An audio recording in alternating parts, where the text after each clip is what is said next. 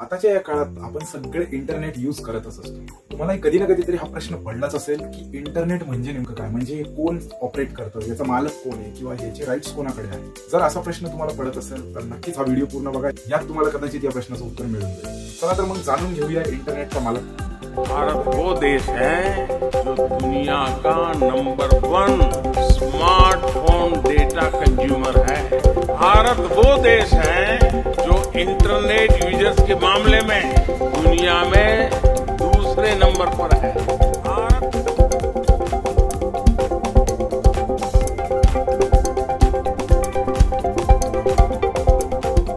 आपण इंटरनेट चालू केल्यावर सर्वात आधी गुगल असं सर्च करतो. तर तुम्हाला असं प्रश्न पडला असेल की यार गुगलवर सगळ्याच वेबसाईट्स ते दिसतात, तर गुगल हा इंटरनेटचा मालक असेल, तर हा चुकीचं उत्तर आहे. त्यानंतर तुम्हाला असं वाटत असेल की जिओ, एअरटेल किंवा VI किंवा BSNL याच्यासारख्या कंपन्या या इंटरनेटला आपल्यापर्यंत पोहोचवून देतात, तर मग कदाचित हे याला ऑपरेट करत असेल, हे पण चुकीचं. त्यानंतर तुम्हाला असं वाटत असेल की गव्हर्नमेंट याला ऑपरेट करत असेल, तर हे पण चुकीचं.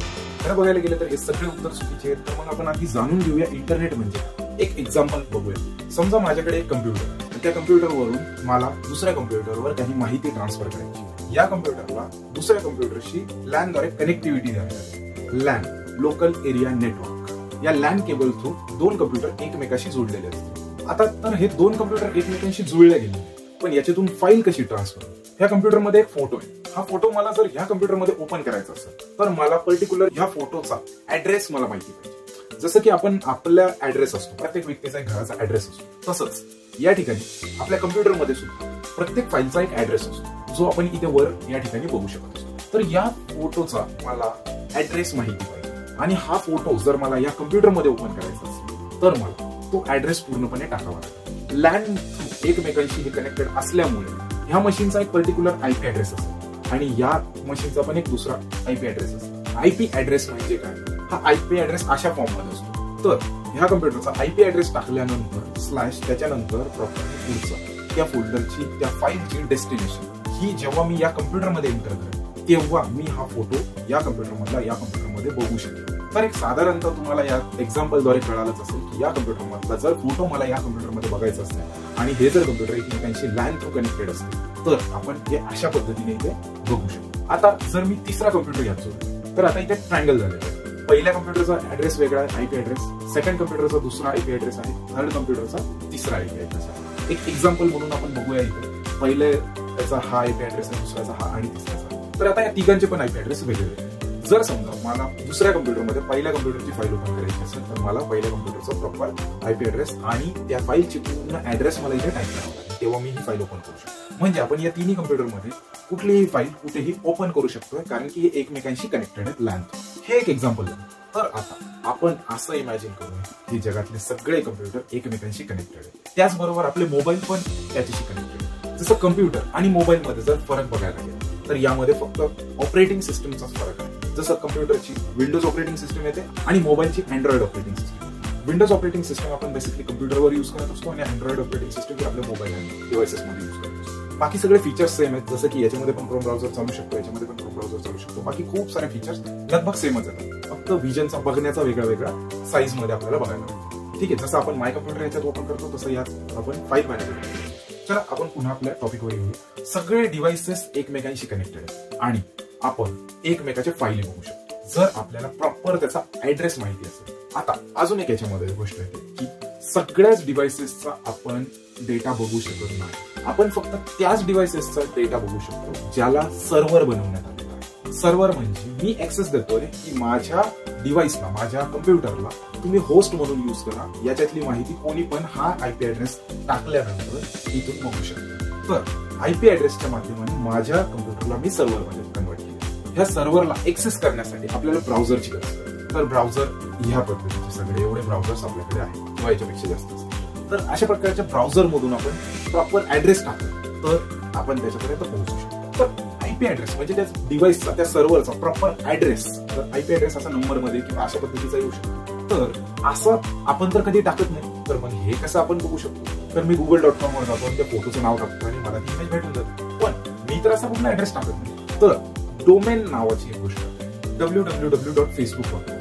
यामध्ये हे फेसबुक हे झालं डोमेन नेम आणि .com हे झालं टॉप लेवल डोमेन. त्याच्या पुढे जे असतं ते त्या फाईलचं ऍड्रेस असतो. तर हे डोमेन नेम काय असतं? कुठल्याही वेबसाईटला ऍक्सेस करण्यासाठी आपण आयपी ऍड्रेसचा वापर न करता आपण डोमेन बाय करत असतो. जसं GoDaddy किंवा असे होस्टिंग असे खूप सारे वेबसाईट्स आहेत जिथून आपण डोमेन बाय करू शकतो. डोमेन म्हणजे काय असतं? पर्टिक्युलर नाव असतं, ह्या नावाने मला ओळखल्या जावं असं आपण ते असाइन करत असतो. वेबसाईट बनवण्यासाठी आपल्याला दोन गोष्टी महत्त्वाच्या लागतात. सर्वात पहिले तर डोमेन नेम लागतं आणि त्यानंतर सर्व्हर. सर्व्हर ही एक जागा असते जिथं आपण आपल्या वेबसाईटला स्टोअर करून ठेवतो आणि डोमेन नेम हे एक नाव असतं जे आपण या सर्व्हरच्या ऍड्रेसला असाइन केलेलं आहे या डोमेन नेमची. DNS चा वापर करून म्हणजे डोमेन नेम सर्व्हर. डोमेन आपण विकत घेतलं आणि त्या डोमेनला आपण DNS नी या सर्व्हरशी कनेक्ट केलेलं आहे. म्हणजे आपण ह्या आयपी ऍड्रेसला जर सर्च करायचं असेल तर आयपी ऍड्रेस पण टाकू शकतात आणि आपण हा डोमेन नेम पण टाकू. डोमेन टाकल्यानंतर आणि आयपी ऍड्रेस टाकल्यानंतर सेमच रिझल्ट येईल असं आपण असाइन करून देतो या दोघांना DNS. असं केल्यामुळे आपली वेबसाईट विजिबल होते.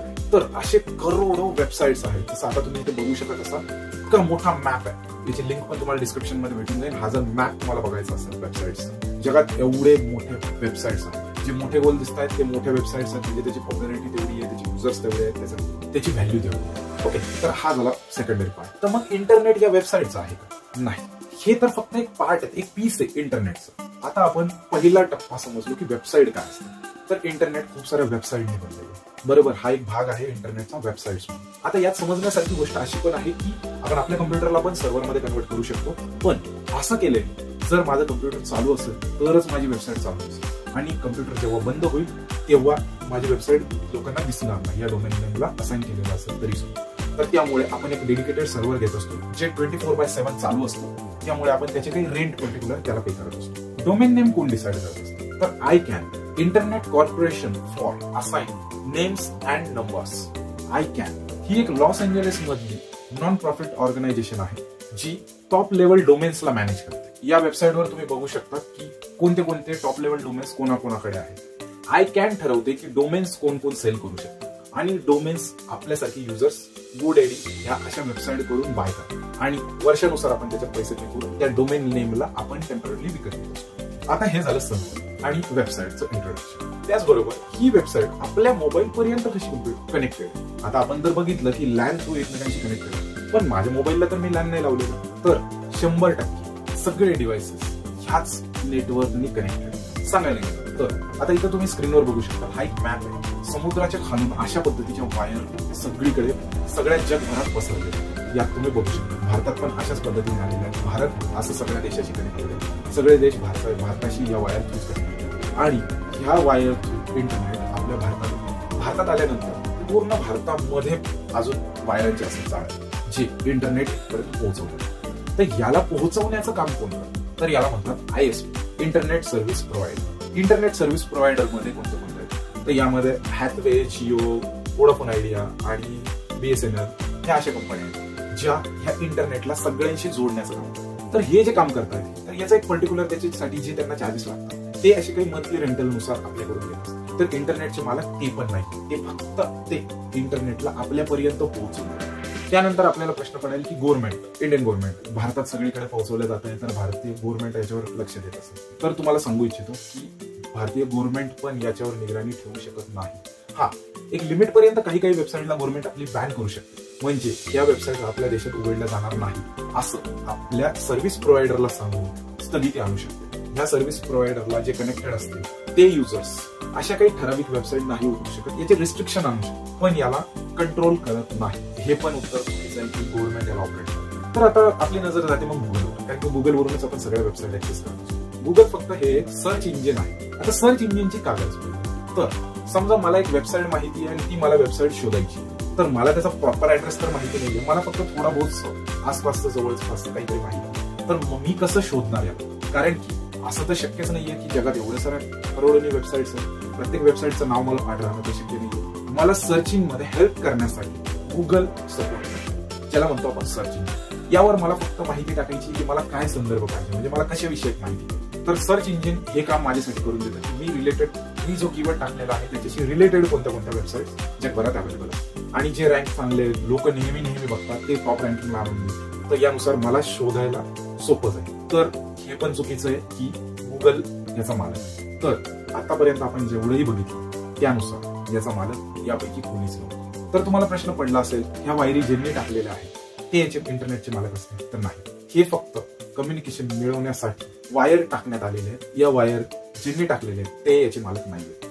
तर आतापर्यंत आपण एवढी सगळी माहिती घेतली आणि यापैकी तर याचा मालक कोणीच नव्हतं. तर तुम्हाला हे ऐकून आश्चर्य वाटेल, इंटरनेटचा मालक कोणीच नाही. बरोबर, इंटरनेटचा मालक कोणीच नाही. आणि त्याचबरोबर इंटरनेटचा मालक हे आपल्यासारखे सगळेजण आहेत. जसं की मी त्याचा एक युजर आहे आणि त्याचबरोबर जर मी माझ्या मशीनला जर होस्ट केलं तर माझे मशीन त्या पर्टिक्युलर पोर्शन मी त्याचा मालक. आणि म्हणूनच कदाचित ही तुम्हाला थोडीशी शॉकिंग गोष्ट वाटू शकते, इंटरनेट बंद करणं पण कोणाच्याच हातात नाही. बरोबर, इंटरनेट बंद करणं खरंच कोणाच्याच हातात नाही. जर बंद करायचं असेल तर एकाच वेळेस सगळ्या सर्व्हरला बंद करावं. सर्व्हर्स म्हणजे करोडोच्या संख्येने सर्व्हर्स आहेत, तर हे तर शक्यच नाही. किंवा दुसरा ऑप्शन येतो की सगळ्या वायर एकदाच कट करणं, हे पण शक्य नाही. तर इंटरनेटला एकदाच बंद करणं शक्य नाही, पण याला खूप प्रमाणावर बंद केल्या जाऊ शकते. जसं इंडियामध्ये अशा खूप साऱ्या वेबसाईट्स आहेत जे ओपन करायला बंद केले. जसं चायनाने त्यांच्या देशात फेसबुक, युट्यूब, गुगल सारख्या वेबसाईट्सला बंद केले. तर याच्यावर लिमिटेशन सांगू शकतात कोणी, पण याला बंद खरंच कोणी करू शकत नाही. तर तुम्हाला असा प्रश्न पडला असेल की तर याची सुरुवात कदाचित खूप कमी एरियापासून झालेली असेल आणि आता सध्या इंटरनेट हे पूर्ण जगभरात पसरलेलं आहे आणि याचे युजर्स पण वाढत चाललेले आहेत, त्याच्यावर माहिती पण वाढत चाललेली आहे. त्याचबरोबर खूप सारे असे वेगवेगळे प्लॅटफॉर्मवर येतात, जसं की सर्वात मोठी डेटिंग साईट आपण बघू शकतो फेसबुक आहे. त्याच्यामध्ये खूप साऱ्या फ्रेंड्सशी आपण कम्युनिकेट करू शकतो, लोकांना मेसेज ते पाठवू शकतो. त्याचबरोबर व्हॉट्सअप सारखे ऍप्लिकेशन्स आहेत जे आपण एकमेकांना काही सेकंदातच आपण मेसेज पाठवू शकतो. बँकिंग वेबसाईट्स आहेत ज्याच्याद्वारे आपण आर्थिक ट्रान्झॅक्शन करू शकतो. खूप सारे असे प्लॅटफॉर्म आहेत. आता जसं की तुम्ही हा व्हिडिओज बघत आहात युट्यूबला, इथेही खूप सारे व्हिडिओज ते आपल्याला बघायला मिळतात. तर इंटरनेटचा पर्टिक्युलर मालक असं काहीच नाही. नक्कीच या व्हिडिओद्वारे तुम्हाला भरपूर काही शिकायला भेटलं असावं आणि जर खरंच शिकायला भेटलं असेल तर या व्हिडिओला लाईक करा. चॅनलला अजूनही सबस्क्राईब केलेलं नसेल तर सबस्क्राईब करा. आणि अशीच माहिती जर तुम्हाला ट्रू कॉलर बद्दल हवी असेल तर इथे व्हिडिओ दिसत असेल, यावर क्लिक करून तुम्ही ट्रू कॉलर बद्दलची माहिती घेऊ शकता. धन्यवाद.